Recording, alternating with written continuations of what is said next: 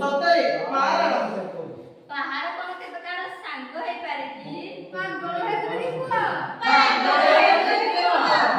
ମୁଁ ଏବେ ଦେଖୁଛି ସେ ମୋ ସାଙ୍ଗ କି ପାହାଡ଼ ପାଗଳ ହେଇଗଲି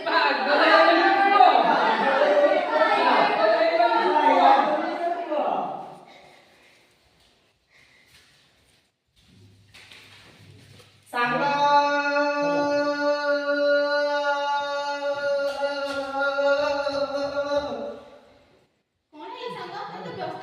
ତୁ ମତେ ଆଗ ଗୋଟିଏ କଥା କହିଲୁ ତୁ ସାଙ୍ଗ କି ପାହାଡ଼ ନା ତୁ ମତେ ଆଗ କହ ଏ କଥା ଜାଣିବା ପାଇଁ ବହୁତ ଜରୁରୀ